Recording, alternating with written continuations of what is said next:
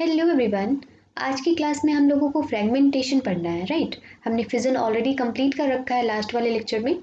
तो सबसे पहली बात कि फ्रेगमेंट का मतलब होता है टुकड़ा, ठीक है ना। फ्रेगमेंट का मतलब होता है टुकड़ा, तो फ्रेगमेंटेशन का मतलब हुआ टुकड़ों में बांट देना, राइट। तो तुम सोचो, तुम इमेजिन करो कि हमारे पास ऐसे भी ऑर्गेनिजम्स हैं, ठीक है, हमारे वर्ल्ड में ऐसे भी ऑर्गेनिज्म हैं जिनका कि अगर टुकड़ा कर दो ना आप, तो ये जो टुकड़ा है ये एक अलग ऑर्गेनिज्म में प्रोड्यूस हो जाएगा, एंड ये जो अनदर टुकड़ा है ये अलग ऑर्गेनिज्म में प्रोड्यूस हो जाएगा, राइट। ऐसा हो सकता है क्या? हाँ, बिल्कुल हो सकता है। और आश्चर्य की बात ये है, ये जो ऑर्गेनिज्म होगा ये मल्टी सेलुलर ऑर्गेनिज्म होगा, ठीक है। तो आप तो क्वेश्चन कर सकते हो कि मैम फिर तो हम भी ऐसा ही कर सकते हैं। लेट्स सपोज कि हमारी बॉडी है तो हम भी तो इसको दो टुकड़ों में बांट दें, तो ये जो टुकड़ा है ये अलग ऑर्गेनिज्म मतलब अलग एक ह्यूमन बीइंग बना देगा, एंड ये जो दूसरा टुकड़ा है ये एक अलग ह्यूमन बीइंग बना देगा। ऐसा हो सकता है क्या? तो देखो, इसी का आंसर हम इस लेसन में सीखेंगे, राइट। तो सबसे पहली बात कि फ्रेगमेंटेशन मल्टी सेलुलर ऑर्गेनिजम्स में होता है। अब ह्यूमन बीइंग में होता है या नहीं होता है ये हम लोग बाद में बात करेंगे, बट पहले होता क्या है वो देख लेते हैं। तो मल्टी सेलुलर ऑर्गेनिज्म में होता है with relatively simple body organisation, ठीक है ना। यहाँ पे कितना इंपॉर्टेंट बात आपकी एनसीईआरटी ने लिखी है कि ठीक है, मल्टी सेलुलर ऑर्गेनिज्म में ही होता है फ्रेगमेंटेशन, बट वो मल्टी सेलुलर सिंपल होना चाहिए, सिंपल बॉडी ऑर्गेनाइजेशन होना चाहिए। हमने लास्ट वाले लेक्चर में बात की थी ना इस बारे में कि सिर्फ यूनिसेलुलर ऑर्गेनिज्म ही एसेक्सुअल रिप्रोडक्शन फॉलो नहीं करते हैं। कुछ मल्टी सेलुलर ऑर्गेनिजम्स ऐसे हैं जिनका बॉडी ऑर्गेनाइजेशन सिंपल है ना, वो भी एसेक्सुअल रिप्रोडक्शन को फॉलो करते हैं। तो एसेक्सुअल रिप्रोडक्शन में मैंने बहुत सारे आपको वेज बताए थे, है ना। जैसे कि फिजन तो हमने पढ़ा है, बाइनरी फिजन, मल्टीपल फिजन। अभी सेकंड वाला फ्रेगमेंटेशन आज हम लोग पढ़ रहे हैं, और नेक्स्ट हम पढ़ने वाले हैं बडिंग पढ़ने वाले हैं, स्पोर फॉर्मेशन पढ़ने वाले हैं, वेजिटेटिव प्रोपेगेशन पढ़ने वाले हैं, राइट। तो उन सब में हम बारी बारी से देखेंगे कि किस तरीके से जो ऑर्गेनिजम्स हैं वो एक सेक्सुअल वेज को फॉलो करते हैं, ओके। तो हमने वहाँ पे पढ़ा था कि सिर्फ यूनिसेलुलर ही ऐसे नहीं है जो कि एसेक्सुअल वेज को फॉलो करते हैं, बल्कि कुछ मल्टी सेलुलर ऑर्गेनिजम्स जो कि सिंपल टाइप के हैं वो भी इन मेथड्स को फॉलो करते हैं। ध्यान में रखोगे ना? ओके। अब यहाँ पे देखो, simple reproductive methods can still work, है ना। यानी कि सिंपल बॉडी ऑर्गेनाइजेशन हो ऑर्गेनिज्म के पास मल्टी सेलुलर होते हुए भी, तो भी वो सिंपल रिप्रोडक्टिव मेथड से तो काम चला ही सकता है, राइट। ओके, जैसे कि एग्जाम्पल में है स्पाइरोगाइरा, ठीक है ना। देखो यही स्पाइरोगाइरा है। simply breaks up into smaller pieces upon maturation। जब स्पाइरो वगैरह मेच्योर हो जाता है तो छोटे छोटे टुकड़ों में बढ़ जाता है, राइट। एंड ईच टुकड़ा will produce a new spirogyra, right. Okay, these pieces or fragments grow into new individual. लिखा ही हुआ है वही है जो मैंने कहा अभी, okay. Can we work out the reason for this? क्या हम इसका रीजन बता सकते हैं? बिल्कुल बता सकते हैं। इसका रीजन आपके बुक ने भी बताया है, यहाँ पे मैं भी बताऊंगी, ठीक है ना। बट थोड़ा सा आप यहाँ पे देख लो। एक्चुअली होता ये है ना कि ये मल्टी सेलुलर तो है, यानी कि इसमें एक सेल से ज़्यादा सेल्स हैं, बट ये सारे के सारे जो सेल्स हैं ना ऑर्गेनाइज्ड वे में नहीं हैं। ऑर्गेनाइज्ड वे का मतलब हुआ कि हर ग्रुप ऑफ सेल अलग फंक्शन करे, ये ऐसा नहीं होता है स्पाइरो वगैरह में, ओके। हमारे बॉडी में तो ऐसा ही होता है। हमारे बॉडी में जो स्पेशलाइज्ड सेल्स होते हैं अलग अलग फंक्शन करने के लिए जो बने होते हैं, उनको क्या कहा जाता है? टिश्यू कहा जाता है ना। और बहुत सारे सिमिलर टिश्यूज मिल करके क्या बना देते हैं? ऑर्गन बना देते हैं। एंड बहुत सारे ऑर्गन्स मिल करके, सिमिलर ऑर्गन्स मिल करके क्या बनाते हैं? ऑर्गन सिस्टम बनाते हैं, ठीक है। तो हमारे बॉडी में हर सेल टाइप का अलग अलग स्पेसिफाइड फंक्शन दिया गया है। हार्ट का सेल अलग टाइप का होता है, स्टमक का सेल अलग टाइप का होता है, क्योंकि दोनों के फंक्शंस अलग अलग हैं। ऐसा होता है हमारी बॉडी में, that means multi cellular complex organism में ऐसा होता है। But spirogyra multi cellular simple body organisation वाला ऑर्गेनिज्म है।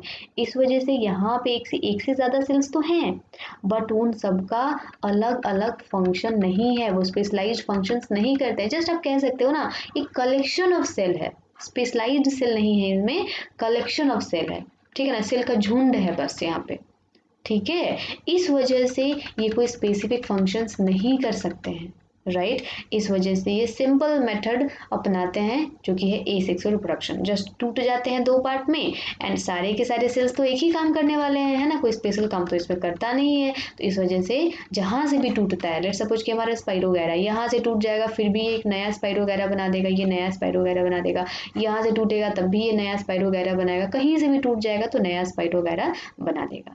आप समझ रहे हो मेरी बात को? अब देखो आपकी एनसीईआरटी ने जस्ट ऐसा ही लिखा है, we have seen are not simply a random collection of cells, right. यहाँ पे आप जो स्पाइरोगैरा देख रहे हो माइक्रोस्कोप के थ्रू, यहाँ पे बोल रहा था एक्टिविटी में देखने के लिए, जो कि मैंने हटा दिया है यहाँ से, राइट। तो आप उस एक्टिविटी को करोगे, यानी कि स्पाइरोगैरा को आप माइक्रोस्कोप से देखोगे ना, तो आपको जस्ट एक रैंडम कलेक्शन ऑफ सेल्स दिखाई देगा, झुंड आप कह सकते हो, सेल्स का गुच्छा कह सकते हो, आपको दिखाई देगा, ठीक है ना। Specialised cells are organised as tissues. आपको पता है कि अगर स्पेशलाइज्ड सेल्स होते तो वो टिश्यू के फॉर्म में ऑर्गेनाइज्ड होते, and tissues are organised into organs, और टिश्यूज जो है ऑर्गेनाइज होकर के क्या बना देते हैं, ऑर्गन्स बनाते हैं, which then have to placed at definite position in the body. और तब क्या होता है, इन्हीं ऑर्गन्स को एक खास पोजिशन दिया जाता है हमारे बॉडी में, right? Okay, in such a carefully organized situation cell by cell division would be impractical, right. तो ऐसी सिचुएशन में आपको क्या लगता है कि सेल बाय सेल डिवीजन जो कि स्पाइरोगैरा में देखने मिल रहा है वो पॉसिबल है क्या? बिल्कुल पॉसिबल नहीं है, वो इम्प्रैक्टिकल है, ठीक है ना। लेकिन अब स्पाइरोगैरा की बात करें तो इस तरीके का सेल ऑर्गेनाइजेशन तो इसमें पाया नहीं जाता है, इसमें तो टिश्यूज होते नहीं है, इसमें तो ऑर्गन्स होते नहीं है, ना ही ऑर्गन सिस्टम होता है, यानी कि सारे के सारे सेल्स एक ही तरह का काम करते हैं, कलेक्शन ऑफ सेल्स हैं जस्ट। इस वजह से कहीं से भी इसको कट कर दो, ये नया ऑर्गेनिज्म बना देगा, नया स्पाइरोगैरा बना देगा। आप समझ रहे हो डिफरेंस को? ठीक है, ओके। यानी कि आपको आंसर मिल गया ना कि हम जो है कॉम्प्लेक्स मल्टीसेलुलर ऑर्गेनिज्म है, हमारा जो सेल है वो ऑर्गेनाइज्ड वे में काम करता है, हर सेल एक अलग स्पेसिफिक फंक्शन करता है जिसको कि टिश्यू कहते हैं, और अलग ग्रुप ऑफ टिश्यूज जो है वो ऑर्गन्स का फॉर्मेशन करते हैं, ठीक है ना। तो इस वजह से हम ऐसा नहीं कह सकते कि अब किसी भी पार्ट से काट दो तो एक नया ह्यूमन बीइंग बन जाएगा, ऐसा हमारे बॉडी में नहीं हो सकता है, राइट। ओके, अब यहाँ पे देखो, multi cellular organisms therefore need to use more complex ways of reproduction, ठीक है ना। तो इसलिए हम कह सकते हैं कि multi cellular organism like human beings, animals, ठीक है, ये बहुत ज़्यादा कॉम्प्लेक्स वे ऑफ रिप्रोडक्शन जो है वो फॉलो करते हैं, जो कि हम लोग सेक्सुअल रिप्रोडक्शन के बारे में पढ़ेंगे, है ना। ओके, अब आगे देखो, A basic strategy used in multicellular organism is that, अब यहाँ पे बता रहा है कि कॉम्प्लेक्स मल्टीसेलुलर ऑर्गेनिज्म किस तरीके से रिप्रोडक्शन करते हैं, थोड़ा सा हिंट दिया हुआ देखो यहाँ पे। Different cell types perform different specialised function. आपको तो पता है कि अगर कॉम्प्लेक्स मल्टीसेलुलर ऑर्गेनिज्म है तो वहाँ पे अलग अलग सेल टाइप अलग अलग स्पेशलाइज्ड फंक्शन परफॉर्म करेगा। डैट मीन्स आपके हार्ट का जो सेल है वो अलग फंक्शन परफॉर्म करेगा, आपके स्टमक का जो सेल है वो अलग फंक्शन परफॉर्म करेगा, आपके किडनी का जो सेल है वो अलग फंक्शन परफॉर्म करेगा, right. Okay, following this general pattern, reproduction in such organisms is also the function of a specific cell type. इसका मतलब तो यही हुआ ना कि मैम अगर एक्सक्रीशन करने के लिए अलग सेल टाइप है, अगर डाइजेशन करने के लिए अलग सेल टाइप है, अगर सर्कुलेशन करने के लिए अलग टाइप है, तो मतलब कि रिप्रोडक्शन करने के लिए भी अलग सेल टाइप होगा। बिल्कुल सही, रिप्रोडक्शन करने के लिए भी अलग सेल टाइप होता है, ठीक है ना। या आप इसी को कहते हैं गैमीट, क्या कहते हैं, गैमीट कहते हैं, ठीक है ना। ये मेल गैमीट है स्पर्म, आपने सुना होगा 8th क्लास में, एंड ये फीमेल गैमीट है दैट इज एग, ठीक है ना। इसको सेक्स सेल्स भी कहा जाता है, राइट। ये अलग सेल टाइप है बच्चे, ठीक है, इन्हीं दोनों का फ्यूजन होता है ना, तो यहाँ पे बनता है जाइगोट, राइट। इन्हीं दोनों का फ्यूजन होता है तो ये बनता है जाइगोट। और आपको जान के बहुत आश्चर्य होगा बच्चे कि इस एक जाइगोट से, जी हाँ, इस एक जाइगोट से डिफ्रेंसिएशन जब होता है, इस जाइगोट में, जाइगोट तो एक सेल है, ठीक है ना। देखो स्पर्म भी एक सेल है एंड ये एग भी एक सेल है, ये दोनों सेल्स जब मिल जाते हैं तो जाइगोट बनता है, जाइगोट भी एक सेल है, और इस एक सेल के डिफरेंशिएशन होने से पूरा का पूरा बॉडी बनता है। इसको बनने में ह्यूमन बीइंग में कितना टाइम लगता है? बिल्कुल सही, 9 मंथ लग जाते हैं, और अलग अलग ऑर्गेनिजम्स में अलग अलग टाइम लगता है, राइट। बट ह्यूमन बीइंग्स में कितना लगता है? 9 मंथ लगता है, जिसको कि हम लोग सेक्सुअल रिप्रोडक्शन में बहुत बढ़िया तरीके से पढ़ने वाले हैं, ठीक है ना। हाँ, अब यहाँ पे दूसरी बात मैं आपको बताना चाहती हूँ, इस स्पर्म में ये अलग सेल टाइप है, मेल का है, ये अलग सेल टाइप है, ये एग है, ये फीमेल का है। ये दोनों ना बहुत खास होते हैं, बहुत खास होते हैं, ठीक है ना। ये कितने खास होते हैं ये हम लोग अभी बात नहीं करेंगे, क्योंकि अभी तो हम लोग एसेक्सुअल पढ़ रहे हैं ना। जब हम लोग सेक्सुअल पढ़ेंगे ना तो मैं आपको बताऊंगी कि ये बहुत ज़्यादा खास होते हैं, ठीक है ना। और तभी दोनों का फ्यूजन होता है ना, तो ये बनता है हमारा जाइगोट, राइट। तो यहाँ पे इसी ये खास सेल की बात कर रहा है, जिसके मिलने से रिप्रोडक्शन संभव हो पाता है मल्टी सेलुलर ऑर्गेनिजम्स में, कॉम्प्लेक्स मल्टी सेलुलर ऑर्गेनिजम्स में, राइट। अब आगे देखो, how is reproduction to be achieved from a single cell type. तो आप यहाँ पे अनुमान लगा सकते हो कि किस तरीके से एक सिंगल सेल टाइप से जो है रिप्रोडक्शन संभव हो पाता है, ठीक है ना। If the organism itself consist of many cell types, right. यहाँ पे कह रहा है कि अगर ह्यूमन बीइंग की बात करें तो इस ह्यूमन बीइंग में तो बहुत सारे सेल टाइप्स हैं, राइट। यानी कि जस्ट यहाँ पे मैंने पहला सेल टाइप बताया, दूसरा सेल टाइप बताया, तीसरा सेल टाइप बताया, वैसे बहुत सारे सेल टाइप्स हैं। वैसे ये भी तो एक सेल टाइप ही है ना। तो ये कह रहा है कि अगर ह्यूमन बीइंग में इतने सारे सेल टाइप हैं तो आप कैसे ही सोच सकते हो कि किसी एक सेल टाइप से, ठीक है ना, एक पूरा का पूरा ऑर्गेनिज्म बन सकता है। बिल्कुल ऐसा ही होता है, क्योंकि हर सेल का, हर सेल नहीं बोल सकते, हर सेल टाइप का अलग अलग फंक्शन बांट के रखा गया है, ठीक है ना, मल्टी सेलुलर ऑर्गेनिज्म में, राइट। तो यहाँ पे स्पर्म्स एंड एग का यही काम है, इसको मिल करके जाइगोट बनाना है, राइट। और इसी जाइगोट से पूरा का पूरा इंडिविजुअल बनना होता है, राइट। तो यहाँ पे जो सेल टाइप की बात की जा रही है वो क्या हो जाएगा? जाइगोट हो जाएगा। यहाँ पे जो स्पेशलाइज्ड सेल टाइप की बात की जा रही है वो क्या हो जाएगा? जाइगोट हो जाएगा, क्योंकि जाइगोट से ही पूरा का पूरा ऑर्गेनिज्म बनता है, okay. Different different cell types भी बनते हैं इसी जाइगोट से, right, okay. The answer is that there must be a single cell type that is zygote. अभी मैंने आपको बता दिया ना कि सिंगल सेल टाइप किसके बारे में बात कर रहा है, ये जाइगोट के बारे में बात कर रहा है, right. In the organism that is capable of growing, ये जाइगोट में क्या क्या खूबी है? तो ये ग्रो कर सकता है, प्रोलिफरेट कर सकता है, मतलब कि ये बढ़ सकता है, और अपने जैसे बहुत सारे सेल टाइप्स को ये बना सकता है, डिफ्रेंशिएट कर सकता है, ठीक है ना। और अपने ही जैसे क्यों, अलग अलग सेल टाइप को भी बना सकता है, क्योंकि इसी जाइगोट के बढ़ने से, प्रोलिफरेट होने से ये हार्ट का सेल भी बनता है, स्टमक का सेल भी बनता है, लंग्स का सेल भी बनता है, किडनी का भी सेल बनता है, हर चीज़ बनता है, ठीक है ना। And making other cell types, लिखा हुआ भी तो है, देखो यहाँ पे, इसी सेल टाइप से बहुत सारे बाकी के सेल टाइप्स भी बनते हैं अंडर राइट सर्कमस्टांसेस, ठीक है ना।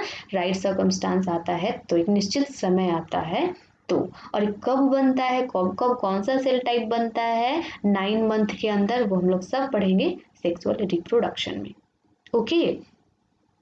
अब यहाँ पे थोड़ी सी और ज़्यादा यहाँ पे कहानी सुन लो कि ऐसा है कि ये जो जाइगोट है ये एक सेल है, राइट। जाइगोट कैसे फॉर्म हुआ?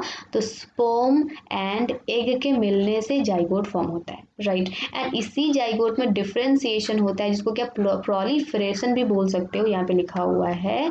इसके होने से कितने महीने तक होगा? 9 मंथ तक, राइट। एंड इसी 9 मंथ के अंदर बहुत सारे अलग अलग सेल टाइप्स बन जाते हैं, पूरा का पूरा इंडिविजुअल जो है बन के तैयार हो जाता है। अगर ये मेल है तो फिर एक निश्चित टाइम आएगा तो यहाँ पे फिर से स्पर्म प्रोड्यूस होना स्टार्ट हो जाएगा, और एक अगर फीमेल है, राइट, यहाँ पे मैंने मेल लिखा था, और अगर यहाँ पे फीमेल है तो यहाँ पे एक निश्चित टाइम आने पे यहाँ पे क्या बनना स्टार्ट हो जाएगा? एग बनना स्टार्ट हो जाएगा, राइट।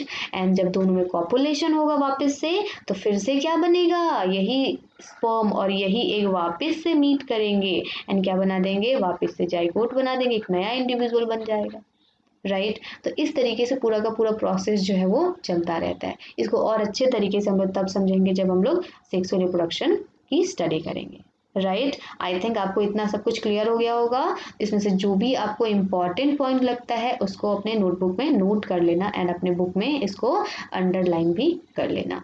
राइट हम लोग पूरा का पूरा ए सेक्सुअल पढ़ने के बाद से मैं आपको नोट्स भी दे दूंगी, ठीक है ना। तो उस नोट्स को आप एग्जाम्स के लिए रख सकते हो, ठीक है। यहाँ पे देखो रीजेनरेशन, ये भी फ्रेगमेंटेशन जैसा ही है बट थोड़ा सा डिफरेंट है। फ्रेगमेंटेशन किस में हो रहा था, स्पाइरोगैरा में हो रहा था, वो कुछ ज़्यादा ही सिंपल मल्टीसेलुलर ऑर्गेनिज्म था।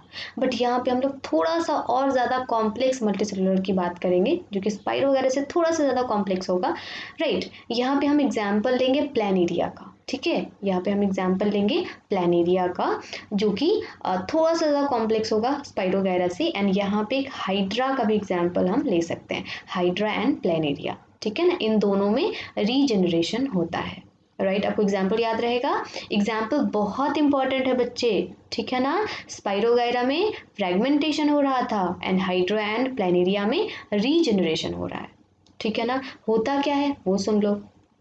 अब यहाँ पे मेनी फुल्ली डिफ्रेंशिएटेड ऑर्गेनिजम्स, देखो यहाँ पे लिखा हुआ है ना, बहुत सारे फुल्ली डिफ्रेंशिएटेड ऑर्गेनिजम्स मतलब कि थोड़े से कॉम्प्लेक्स होंगे multicellular, right, have the ability to give rise to new individual organisms from their body parts। देखो आश्चर्य की बात है ना, कुछ ऐसे ऑर्गेनिजम्स भी हैं इस वर्ल्ड में जो कि थोड़े बहुत डिफ्रेंशिएटेड हैं, राइट, थोड़े बहुत कॉम्प्लेक्स हैं और उनमें ये खासियत है कि अपने बॉडी पार्ट से ही वो एक नया ऑर्गेनिज्म को पैदा कर सकते हैं, ठीक है ना।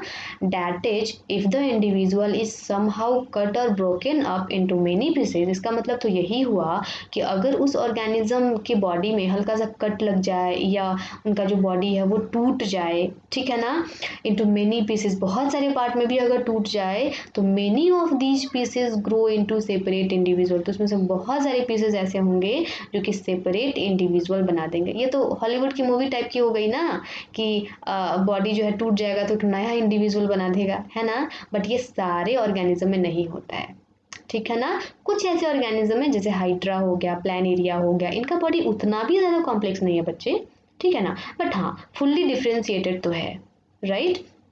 तो इनमें ऐसा होता है, ठीक है। अब यहाँ पे देखो लिख भी दिया हुआ है सिंपल एनिमल्स, ठीक है ना, सिंपल एनिमल्स यहाँ पे हाइड्रा एंड प्लानेरिया, इसमें ऐसा होता है। Can be cut into any number of pieces, इन दोनों में एनी नंबर ऑफ पीसेस में इनको कट कर दो and each piece grows into a complete organism. तो क्या होगा, हर एक पीस जो है कंप्लीट ऑर्गेनिज्म बना देगा, ठीक है। This is known as regeneration, इसी को कहा जाता है regeneration, right, okay. Regeneration is carried out by specialised cells, और यहाँ पे स्पेशलाइज्ड सेल्स की बात हो रही है बेटा। स्पाइरोगैरा में स्पेशलाइज्ड सेल की बात हो रही थी क्या, नहीं हो रही थी ना, वहाँ पे तो जस्ट ग्रुप ऑफ सेल्स थे, कोई सेल स्पेशल तो नहीं था वहाँ पे, है ना। बट यहाँ पे चूंकि फुल्ली डिफ्रेंशिएटेड बॉडी है, ठीक है, इस वजह से स्पेशलाइज्ड सेल भी होंगे, ठीक है ना। और ये स्पेशलाइज्ड सेल का डेफिनेट पोजीशन बिल्कुल नहीं होगा बॉडी में, ठीक है, जैसे हमारे में होता है। तो इनका जो है, इनके जो बॉडी में स्पेशलाइज्ड सेल्स हैं वो चूंकि डिफरेंट पोजीशंस पे नहीं हैं, तो इस वजह से हर स्पेशलाइज्ड सेल जो है वो रीजनरेशन करने की कैपेसिटी रखता है। हमारे बॉडी की तरह नहीं है कि सिर्फ जाइगोट जो है वही प्रोलिफरेट हो सकता है, ठीक है ना, ओके। दीज सेल्स प्रोलिफरेट, अब यहाँ पे जो स्पेशलाइज्ड सेल्स हैं जो कि बॉडी में कहीं पे भी पाए जाते हैं, राइट, इनमें क्या होता है, प्रोलिफरेशन होता है and make large number of cells, और यही स्पेशलाइज्ड सेल्स जो हैं बहुत सारे सेल्स बना देते हैं। From this mass of cell different cells undergo changes. अब यहाँ पे देखो क्या कह रहा है कि इन्हीं स्पेशल सेल्स की वजह से बाकी के जो सेल्स हैं वो उनमें भी चेंजेस होते हैं, ठीक है ना, to become various cell type and tissues, ताकि वो अलग अलग सेल टाइप्स बना सके और टिश्यूज का भी फॉर्मेशन कर सके, ठीक है ना, okay. These changes take place in an organised sequence referred to as development, और एक सीक्वेंस में होता है, ऑर्गेनाइज्ड सीक्वेंस में होता है जिसको कि डेवलपमेंट कहा जाता है। तो आप यहाँ पे डेवलपमेंट के नाम से आप समझ सकते हो कि इंसान में भी ऐसा ही होता होगा, नहीं बच्चे, इंसान में ऐसा बिल्कुल नहीं होता है, ठीक है ना, इंसान में ऐसा बिल्कुल नहीं होता है। इंसान में पूरा का पूरा सिस्टम बनाया हुआ है, पूरा का पूरा जो अलग अलग स्पेशलाइज्ड सेल्स जो है उनका अलग डेफिनेट पोजीशंस बनाया हुआ है बॉडी में, राइट। एंड वहाँ पे स्पेशल सेल्स जो है अपना अपना काम फंक्शन परफॉर्म कर सकते हैं, ठीक है ना। ऐसा बिल्कुल नहीं है कि एक सेल जो है वो दूसरे सेल को अपने जैसा बना दे, जैसे कि यहाँ पे हो रहा है, ठीक है ना। तो ये प्लेनेरिया और हाइड्रा की बात है, मल्टी सेलुलर कॉम्प्लेक्स ऑर्गेनिज्म की बात बिल्कुल भी नहीं है, ठीक है। ओके, अब यहाँ पे देखो, हाउएवर फिर भी regeneration is not the same as reproduction, है ना। आप कह सकते हो कि रीजनरेशन का मतलब ये नहीं हुआ कि यहाँ पे रिप्रोडक्शन हो रहा है, right, since most organisms would not normally depend on being cut up to be able to reproduce, क्योंकि बहुत सारे ऐसे organisms हैं जो कि ये कट वाले मेथड से तो रिप्रोडक्शन नहीं कर सकते हैं, ठीक है ना, कि बॉडी कट गया तो जो है दूसरा बॉडी जो है उसी से बन जाएगा पूरा का पूरा समूचा बॉडी, ठीक है। ऐसा हाइड्रा एंड प्लेनेरिया जैसे एनिमल्स में ही संभव हो पाता है, राइट। चलिए, अब यहाँ पे प्लेनेरिया का यहाँ पे फिगर दिया हुआ है आपके एनसीईआरटी में भी, तो वहीं से मैंने लिया है। ये हमारा प्लेनेरिया है, राइट। इसमें देखो 3 पार्ट्स में डिवाइड हो गया, तो ये जो है सिंगल पार्ट, ये वाला दूसरा पार्ट, ये तीसरा पार्ट, और ये पूरा का पूरा प्लेनेरिया में डेवलप हो गया, ठीक है ना।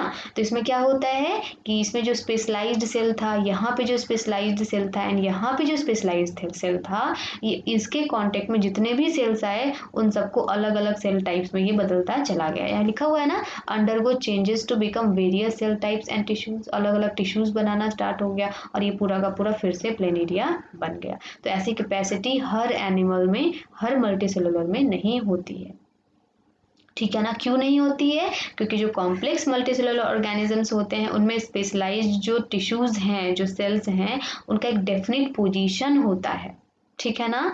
तो जैसे कि हमारे बॉडी में ह्यूमन बीइंग की अगर बात कर ले तो जो जाइगोट है, राइट, जो जाइगोट है या फिर स्पर्म हो गया या एग हो गया, स्पेशल सेल्स तो यही है, स्पर्म और एग दोनों मिलते हैं तो जाइगोट बनता है। तो ये सारा का सारा जो सेल्स है वो कहाँ प्रेजेंट होता है? नाभि के नीचे, ठीक है ना। नाभि के, ये मान लो नाभि है तो नाभि के नीचे प्रेजेंट होता है, राइट। जब मैं पढ़ाऊंगी तो आपको वहां पे बताऊंगी, ठीक है। एब्डोमेन इसको कह सकते हो आप।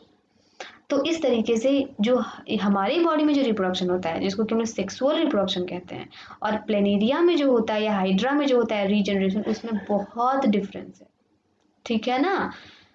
तो बस आज के लिए इतना ही।